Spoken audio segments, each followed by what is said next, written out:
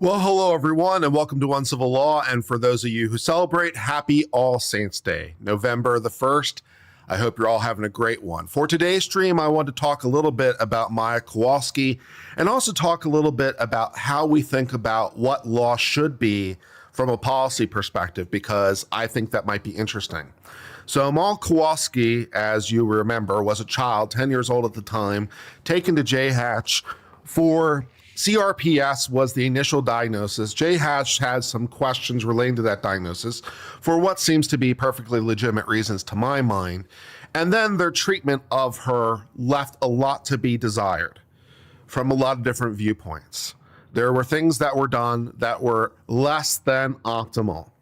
So how do we think about this in a broader sense? I thought might be interesting, because people look at the Maya situation and they are justifiably outraged by many of the things that happened. There's reason to be outraged at things that occurred in the case, in the situation. And people naturally want justice. This is not bad. Justice is good. I'm in favor of justice. You're in favor of justice. We all like justice. And so people want there to be a solution to this problem. Well, I think this poses and of course, then they're unhappy with the Court of Appeals because they took her verdict away for legal reasons. They don't like that because Maya's being hurt by that decision, or at least her case is ongoing. She probably will get redress in the future. She still has causes of action that are worth, not inconsequential amounts of money, maybe not, 9-figure amounts of money, but that'll be worth something. So it's not like she's completely SOL'd, but of course her mother is SOL'd because her causes of action disappear and some of the other causes of action have been restrained. So while she still has some redress, perhaps not as much as she did before. So I thought this might be interesting to explore how we think about this from first principles and how we can reason through how we deal with this problem, and also relatedly why law itself is so complicated. So one of the things you have to think about is we as a society want to have rule of law. And what is rule of law? Rule of law is that there is a law or laws in complicated interplay at times by which we all live by. In other words, there's a set of rules. There are rules. Laws are just rules. They're rules with force behind them. In other words, we'll make you. We have the police to make you, we have prisons to make you, and so forth, so on. They're rules with power. That's what law is, right? And we want to live in a system where there's a set of rules for everybody. This seems like a good proposition from the first place, in the first instance, right? The extreme alternative scenario is we live in the state of nature, where according to Hobbes, life is brutish, hard, and short. And everyone individually is literally the executor of their own justice. So this is one world we could live in, probably not optimally. And so we've decided, basically as human beings, to try to put together a society in many different versions. So there's some sort of rules so that we can live together in some sort of harmony and not just, kill each other whenever we feel like it. This seems like a proposition. And of course, human beings have experimented with all kinds of societies and all kinds of sets of rules over its long existence to try to address these issues. And what law is trying to do, in the broad sense, all of law is trying to satisfy basically everyone's use case all at once. So that's what law is trying to do. We're trying to create a system of rules, an if-then statement in the most complicated if-then switching statement of all time that will account for everyone's possible use case. And one of the reasons the common law is so complicated is because we've had to deal with a lot of people's use cases. And that's one of the reasons, because we try to make it fit everybody, and that's hard for reasons that are not difficult to imagine. So let's consider one part of the Maya Kowalski situation. Let's consider one of the questions of what law should there be when it comes to a hospital or potentially another entity interfering with the rights of a parent. Okay. When should a hospital be allowed to tell a parent no? Right. So we can kind of start with the proposition that parents have a right to raise their children, if in no other sense than that is the right from nature, right? Even the mama and daddy lions raise their children, sometimes in packs, sometimes more individually, but right, that parents have a right to mind their children is a reasonable baseline proposition, because that seems to be the state of nature, that parents mind their children, feed them, take care of them, teach them in varying degrees and with various kinds of relationships, but still. So we'll start with the proposition that, human beings, like all other animals, have the right to mind their children. That sounds like a good starting proposition, a good starting axiom. All right, so from that starting axiom, when should that not be the case? When should we interfere with that? When should we be able to tell the parent no? And the answer to that question, of course, is now we're trying to balance two things, right? We're trying to balance the right of a parent to raise their child, potentially in a way that you and I don't necessarily approve of. Maybe the parent wants to take their child to a private school. There was a case about that once because the government didn't want to let them, right? It's like, I want to take my kid to a private school. And the government's like, no, you can't take the kid to a private school. Or maybe we want to homeschool. That was a case. Or maybe we want to raise them in this religion versus that religion. Or maybe we want to, have this kind of family or that kind of family, or we want to do this, do that, or do whatever, right? So in the one instance, we want parents to be able to raise their children and have broad autonomy over that, because no one really very much likes the idea of, everyone else deciding for them what their, parenting is going to look like. Well, people are more than happy to give you endless advice, but no one's really happy to let someone else decide that question for various reasons, right? So out of strict reciprocity, you don't want this law that interferes with your parenthood's right, because, you are a person, you have children. Do you want the right to raise your own children? Yeah, broadly speaking, you do. So out of sheer reciprocity, you will grant other people that right so they don't interfere with yours, right? Because if you interfere with them, they interfere with you, because that's how that works. So out of sheer reciprocity, your motive is to give other people a lot of latitude, but not necessarily infinite latitude, because parents can abuse their children. Now, in different times and in different societies, we've allowed parents to be very abusive to their children and kind of look the other way at various times in society. So I suppose that's an option. We could just allow, you mind your children, and up to and including you abusing them in horrific ways. That's not my concern. So we could go with that approach as a society, I suppose. But as a society, we've kind of decided on, we're not really super comfortable with that approach anymore. We're not really super comfortable with, parents, abusing, mistreating, malnourishing, not clothing their children. We're not totally comfortable with a completely hands-off policy. So we want the state to intervene sometimes, right? We want the government to sometimes intervene. Now, I suppose it doesn't necessarily, strictly speaking, have to be the government, but it has to be somebody, and we have to have some rules for how that works, right? Because otherwise, what's the alternative, right? Your closest friends decide, collectively that we're going to intervene, and they just get to do it because we don't have a government, right? So it's like your five closest friends decide, oh, we're going to do it. I mean, I suppose that's one alternative, but we've decided that that's, not necessarily great, because you as a parent may not like that plan.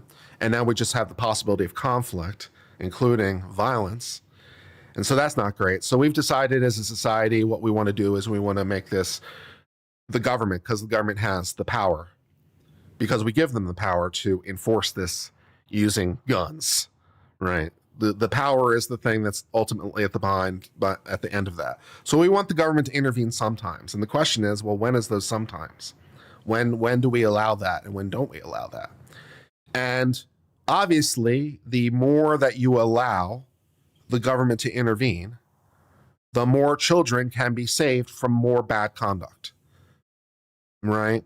Because you can intervene sooner, based on less evidence, based on lower thresholds, right? So the more power you give, the more the government can save people, But of course, the more they can potentially oppress people.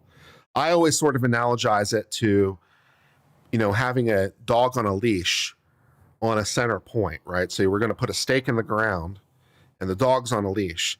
And we want to give it enough power to run this direction because this direction is the evil, right? We want to give it enough power to get to the evil.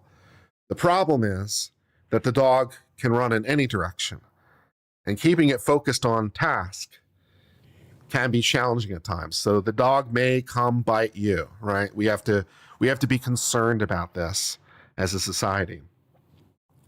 So what Florida did to try to solve this problem is create the law that they created. It's chapter 39, I believe it is, of the Family Code or something like that. And basically in broad, allows a hospital to take custody of a child pending state action, right? They have the ability to be like, no, you can't take your child home right now. Not so much for you. We're going to call child services right away. And, because, we don't want to make the final decision either. But, we're going to get a neutral arbiter involved, the court's involved, and they're going to make a decision, that's going to adjudicate everyone so we can protect everybody. That's sort of what we've decided, right? And so Johns Hopkins has the right to detain them. The state is supposed to, within 24 hours, seek a judicial order. But if they don't do that, there's no particular remedy put forward in the statute, which might be a bug that needs to be fixed. Like what happens if the state doesn't do that? Maybe there should be a remedy for that, but it's not the hospital that has the duty. It's the state that has the duty. And then, based on what the judge orders, we'll go from there. Right? And okay, so once we give the hospital the right to intervene, the next logical question is to what degree? Because we can sort of do this in any degree we want, right? Because we can have any set of rules we want in the abstract.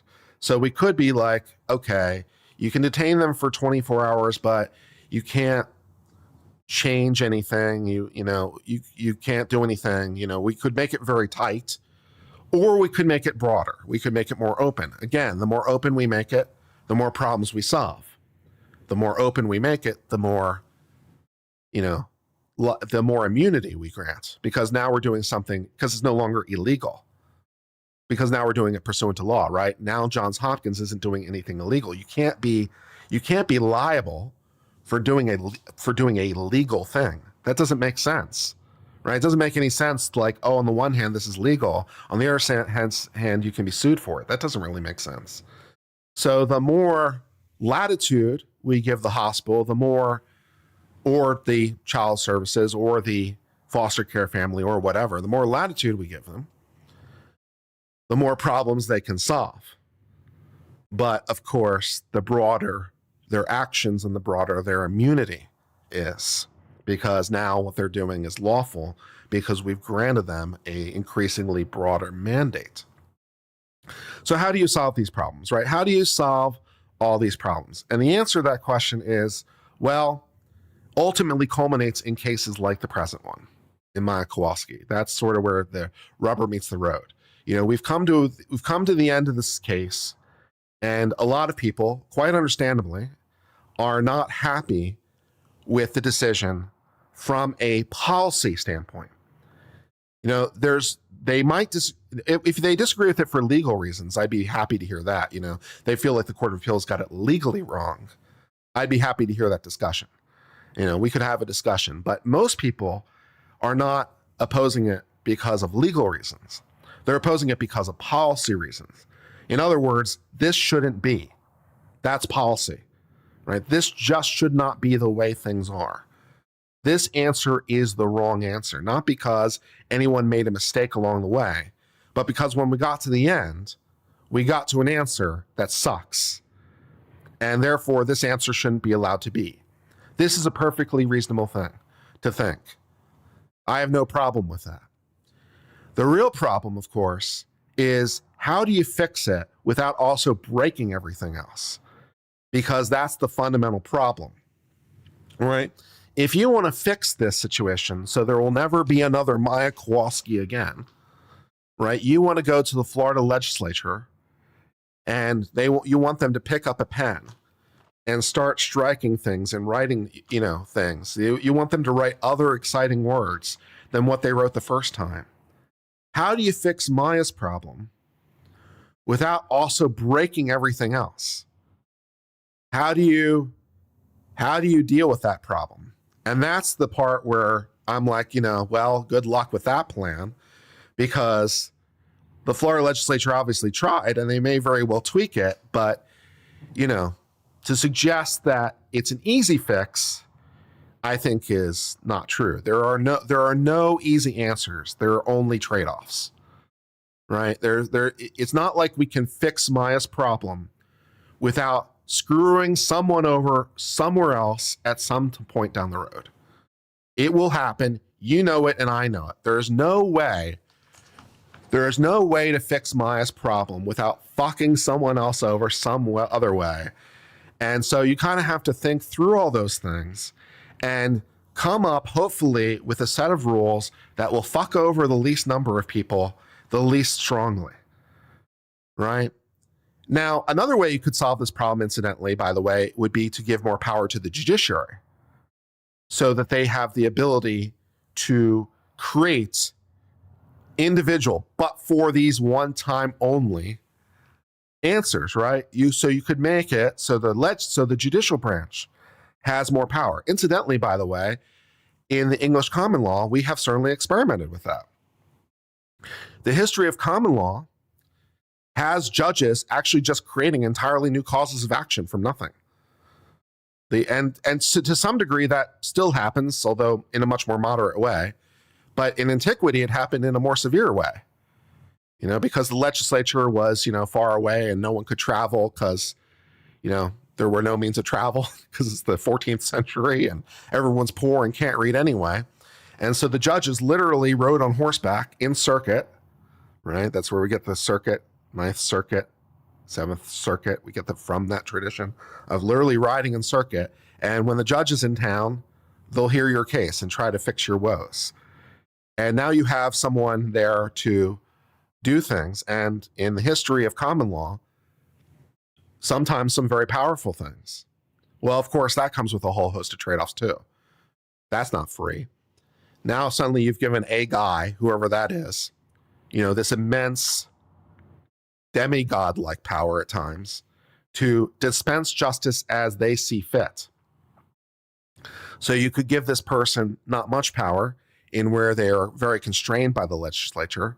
So they just I'm just a robot that just does what the legislature wants.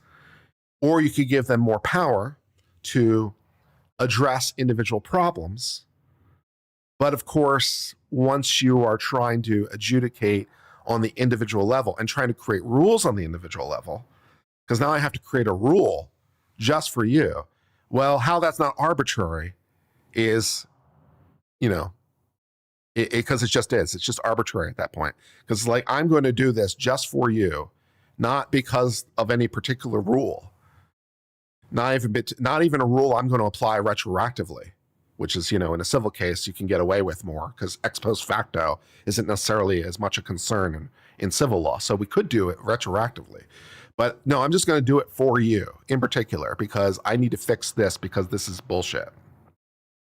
And suddenly you have judges with a lot more power, these individual persons who have the ability to basically do as they see fit, So yeah, the problem fundamentally comes down to who gets to decide. This is the big problem in society. Who fundamentally gets to decide? If it's the legislature that gets to decide, then, you need to go to the legislature for everything. If the legislature gives power to some bureaucrat, then they have the power the legislature gave them. That can be used for good or ill. If it's a judge, they have the power to use that for good or ill. How do you address all these problems at once? And to some degree you don't. So the meta American solution to this problem was the splitting of power into the executive, legislative, and judicial branches, as you learned about in school. Our solution was power checking power. And anytime any one branch exerted too much power, the other branches would be there to whack them back into place. And, at times At times, one branch gets more powerful, but that problem will correct at some point. So, and there's give and take. And then, of course, we did even better than that, because not only did we create horizontal split, we created a vertical split, because we have this whole federalism thing.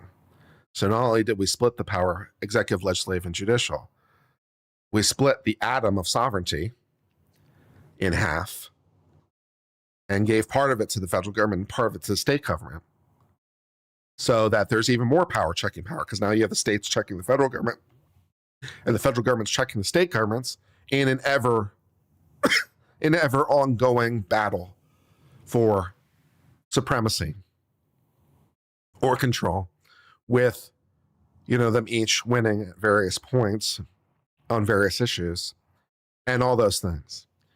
So that's just something I wanted to make sort of a philosophical video about this. You can hate what happened to Maya and her mother, because some pretty fucked up stuff happened, but the right way to go thinking about this is to think of it in the global. To my mind, the right way to think about it is the global, because we want one set of rules. And those one sets of rules might have fucked over Maya a little bit, and you can think they fucked over Maya, and maybe you want to correct the rules, and I have no problem with that. My problem is when people want to do it, they want to do it reflexively. They want to do it without thinking it through. You got to try to think all these horrors through as best you can. Florida tried in its drafting of Section 39. Whether or not they succeeded or not, I suppose, is in the eye of the beholder. They tried, but if it needs to be rebalanced, you need to think it all the way through, so that you don't fuck it over another day. So that's kind of what I had to say about that. I thought it was a good opportunity to explore. And also, incidentally, by the way, this is why law has to be so complicated. This is why people why can't we just write a simple law? This would be why, right? I like these people a lot. It's like, why is law so complicated? Why can't we just write a simple law? Well, you try that, and then you have to adjust your simple law for everyone's use cases, and suddenly it becomes very complicated. And then people wonder why it's complicated. Well, because we're trying to deal with everyone's use cases for all of time. You could have a simpler law, incidentally. You could have a very simple law. The problem with that is you'll have more people on the wrong side of the line, right? So if you just have a really sharp border, right, between right and wrong, right? If your border between right and wrong is just really, really sharp and really, really delineated, well, it's clear, but because it's so rigid, the probability of people being on the wrong side of the line is going to be pretty high, right? Because you're going to have a lot of cases that are on the border, and it's like, what do you do about that? Or close to the border, So you're going to have a lot of cases that are close to the border, and you're like, oh, that's the wrong answer. Now, you could just have a really sharp answer, but that, leads to its own set of problems. We could have a rule that, if you kill someone intentionally, it's always murder, notwithstanding any other considerations, like justification, for example. We could have that rule, so any killing of a person is always murder no matter what, but that could lead to some injustices for reasons that are apparent. So once you try to adjust for everyone's use case, you wind up with complexity. The complexity is inevitable because you want it to be just for everybody all the time. And there's no way to do that simply in the vast majority of cases. It's not like you can't sometimes you can have fairly simple things. Sometimes you can be clean. But a lot of the time you can't, because people are complex. So there's that. So just like when the law's complicated, it's because we're trying to address everyone's use cases all at once. And the common law's been trying to do that for like 1,000 years. And so 800 years. So 800 years of everyone's use cases. Well, what did you think was going to happen? It's going to look pretty complex by the end of it, So yeah. So I'll just discuss a few chats to see if there's anything along the way as I was sort of wrapping up this philosophical thing.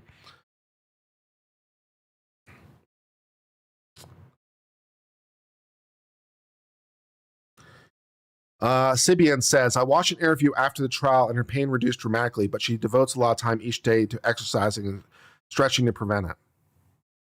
Cool. I'm glad that she's feeling better. That's good. My microphone color is orange, which is the color for CRP awareness. Awesome. I do have a problem, incidentally, with like people who are like so mad at the judges. Like, we need to investigate these judges.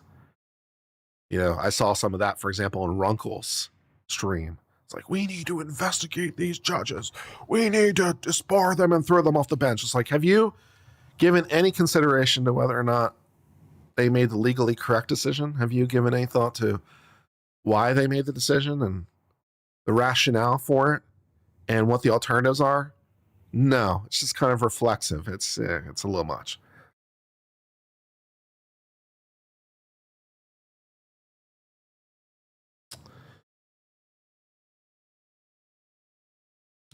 Mark, if you are who I think you are, you will never be unbanned ever, and please stop harassing me.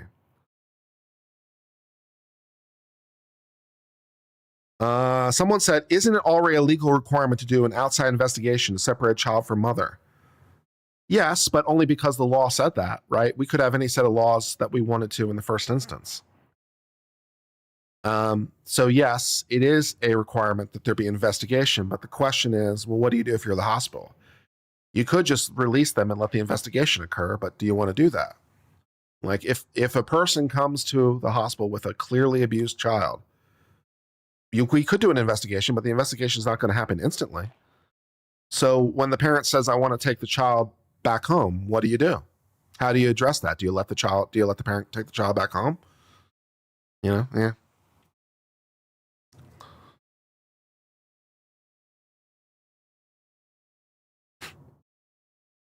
Hold the bitches accountable.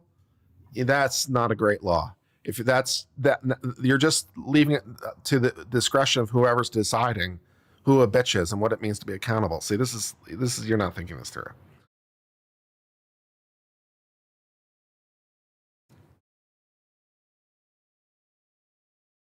Yeah, it's definitely not cut and dry. Are all murders crimes? Well, I suppose by definition, yes, but what murder is where the tricky part is. I suppose all murders are crimes, but what murder is the tricky part. And yeah, that's what I was trying to say.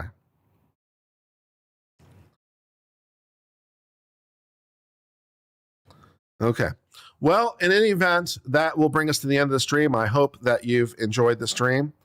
Until later, my friends, I'm Uncivil Law. I hope all is well. For now, my friends, cheers and goodbye.